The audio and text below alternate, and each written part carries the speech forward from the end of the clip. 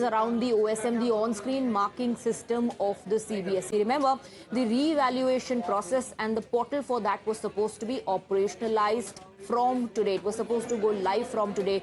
But if you take a look at the visuals on your screen, it is still under maintenance. That's the status, the message that you'll see, which actually many students are trying to operate for their re-evaluation and verification process to take place. It hasn't happened. Remember the promise or the assurance that was given to the students that it will be a glitch-free process. It had crashed earlier as well. That's when experts were involved and it was supposed to go live today, but that hasn't happened. So these inconsistencies, irregularities continue, and clearly this, is creating a lot of panic for the students and their parents as well. Let's now take you through some details in terms of what was announced. So this is what was promised to the students, the assurance that the website, the portal will be active from today. It will go live from today, from the 1st of June. But the reality is that the website is still not active for students to go ahead with their verification and their re-evaluation process. Students are unable to access the re-evaluation portal because it hasn't gone live. It's not operational at the moment. And this is the message which flashes at the bottom of the screen on the website. Site is under maintenance and will be available soon. But when will it be available? There's no official opening time confirmation coming in from the CBSE as well. So there's no official announcement on by when will this issue be resolved. At the moment, all that the students can see is that the portal is under maintenance. In fact, there are some documents that Times Now has accessed, and this is a Times Now super exclusive. Questions are now being raised about the on-screen marking system and how millions of answer sheets were digitized. At the center of the entire controversy are scanned answer sheets that have been accessed by students themselves. These scans reportedly show pens, staplers, keyboard, wires, and other desk items along the edges of answer sheets. Questioning the process that was followed.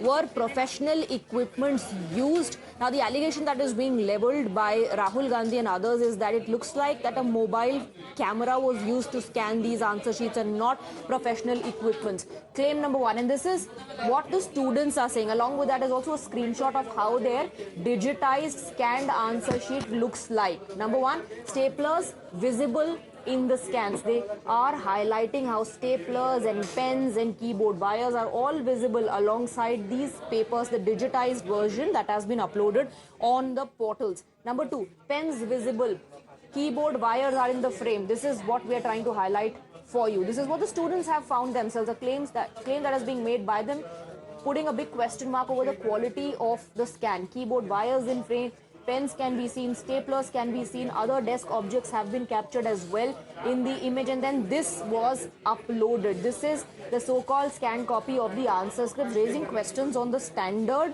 on the quality of printing. Now, there are other documents that we've managed to access, which goes on to show how certain requirements were changed. The requirements that demanded the minimum scan resolution of 300 dpi was later changed to 200 dpi and removed the reference to robotic scanning altogether. 300 dpi is the industry standard which is required for high quality printing. That was reduced to 200 dpi. Questions are being raised on why that decision was taken, at whose behest was it taken, was it all done to benefit a particular vendor, a particular private firm. In this case, at the center of the controversy is the Coemt EduTech firm. Let me go across to Pritika, who's joining us on the broadcast with more details, and it's all there in black and white. The requirements being diluted, the allegation being leveled is that this corruption in the system. Well, absolutely. And this is a big, big allegation. In fact, the CBSE must come out and, in fact, clarify all of these questions. We are also accessing these documents. The students are also right now investigating the tender documents at the age of 18 and 19 and bringing up these points as well, because they're the ones who are being currently really affected by all of this.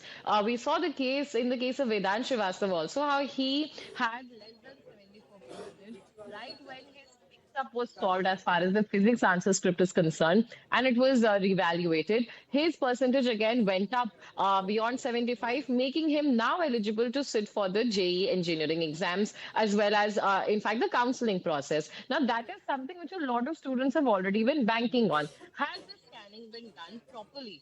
And by properly, as per the May document that we've been able to access itself, which states the use of automatic and robotic scanners, had that been in fact used, then such issues of blurred scripts, of missing scripts had not happened.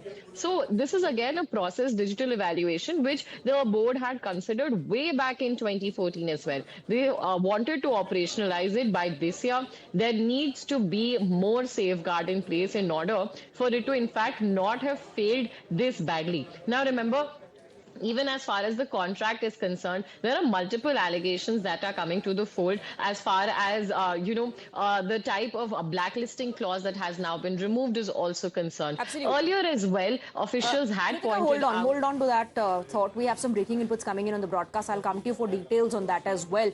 We were just talking about the portal which was supposed to help students with re-evaluation and verification. Remember, it has not gone live so far yet. It's not operational. And there is a statement now coming in from the CBSE, another assurance in fact coming in. CBSE has issued a statement. CBSE says re-evaluation portal will go live soon. When, what time? No announcement on that. Another assurance, Kritika, coming in that this will happen soon. By what time will it happen? Today, tomorrow? There's no timeline at the moment.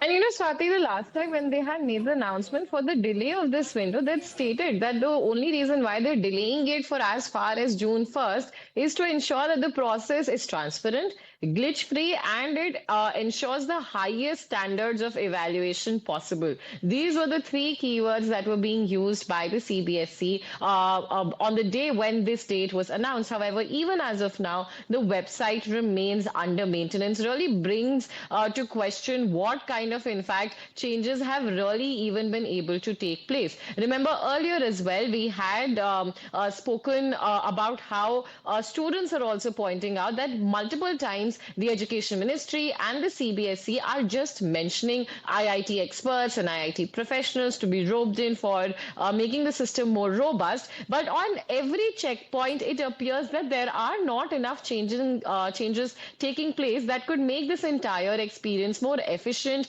and more, in fact, at least up and running on time as far as their own timelines and commitments is concerned. So even after roping in the IIT director of Madras and Kanpur, yet again on the 1st of June, even as of say 2 p.m. right now, the website And remains. like we were discussing earlier, Kritika, this creates trust issues for the students. What is the point of these assurances if you're not able to fulfill them? This is a statement post put out by the CBSE and addressing the students. They are saying verification and re-evaluation portal will go live soon. Official announcement will follow. So students will have to just wait for the CBSE to announce when can this portal go live. As of now, the portal is not live. It's not operational. The only message that you see on the screen is that it is under maintenance. But we've also accessed more documents, more communication, which shows how COEMT, the private vendor in this case whose responsibility it was to digitize the answer sheets, sought some flexibility because the requirement was that for robotic scanners to be used to digitize this whole process. COEM said that robotic scanners are expensive and it sought flexibility in using manual or indigenously developed systems. Their logic was that they're already using these indigenously developed systems to process large volumes of answer sheet. And that's the reason why questions are now being asked on, was this a tailor-made contract to accommodate COEMT and make a contract that fits COEMT as the vendor? Let's take a look at the questions that are being raised by the students. So the students are asking questions on the quality of the scans. They're asking, why were specifications changed? They're talking about the change in 300 DPI, from 300 DPI to 200 DPI. Why was DPI reduced from 300 to 200? If 300 is the industry standard for high quality printing, why was it changed to 200 DPI? Why reduce the quality? Number 3, why was robotic language removed? We just told you that COEM sought flexibility. They said that robotic scanners are expensive, so allow them to use manual or indigenously developed scanning systems that they said were already being used to process huge volumes of answer sheets. What scanning system was used? Students want to know what kind of scanning system was used. Were professional equipments really used? Because why do you have blurry images of those answer sheets? You can see the keyboard wires, pens, staplers, other desk objects alongside the answer sheets. And that's the reason why you see the allegations coming in from Rahul Gandhi and all the other students questioning the equipment used. Were quality standards altered? The most important question being asked. Were quality standards altered, and if yes, at whose behest? Who ordered the change in the specifications? Was all of this done only to benefit COEM? These are the questions that are being posed by the students on the quality of scan that is being witnessed. So this is another Times Now exclusive in the CBSE digital evaluation controversy. Times Now has accessed documents that show a blacklisting clause in the digital evaluation contract was later removed through a corrigendum. So earlier there was a provision of blacklisting in case of repeated lapses, but that was removed later. The original request for the proposal issued in August, and here is a comparative analysis through graphics. Let's try and understand what was the earlier provision and how it was, as per allegations, watered down. Why was blacklisting clause removed? Now we have documents to tell you that there was earlier a provision of blacklisting in case of repeated lapses, but that was later removed. Questions being raised.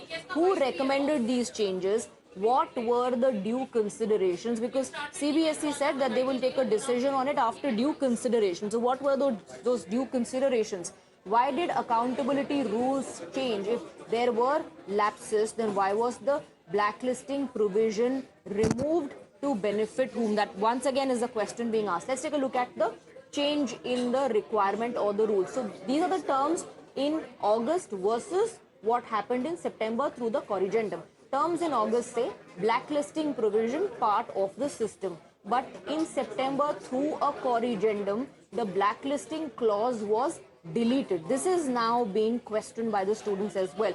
As per terms in August, security deposit can be forfeited. So strict penalty provisions and measures were part of the document in August and September through a corrigendum that was removed, and that happened in two instances. The September corrigendum made a lot of changes to the requirements. In August, it said contract termination can also be done, and an action as serious as contract termination can take place. In September, they changed the rules. It said show cause notice retained. So from contract termination to seizing property, it was watered down to PBG forfeiture retained. Blacklisting of bidder was the strict penalty or provision as per terms in August, which was later changed in September by bringing in a corrigendum. This is the reason why questions are being raised on, was this all done to favor a particular company? Was it all done to ensure that the contract is made in such a way that only one vendor is able to win the bid and be eligible to digitize the answer sheets? Now there are some political reactions coming in on this issue. Rahul Gandhi, remember, earlier hit out at the center and the board as well, questioning their intent. Rahul Gandhi has launched a sharp attack over the answer sheet scanning controversy, calling the entire process fraud. Rahul Gandhi alleged that a mandatory scan resolution requirement of 300 DPI was reduced to 200 DPI and questioned the changes made to the tender specifications. We just highlighted those documents for you, the changes that were made. This is something that the students are questioning as well. And Rahul Gandhi there hitting out at the center, questioning their intention, saying all of this was done to benefit COEM. So there's corruption in the system is the allegation being leveled by Rahul Gandhi. Quick break with that. We have a lot more lined up on the other side.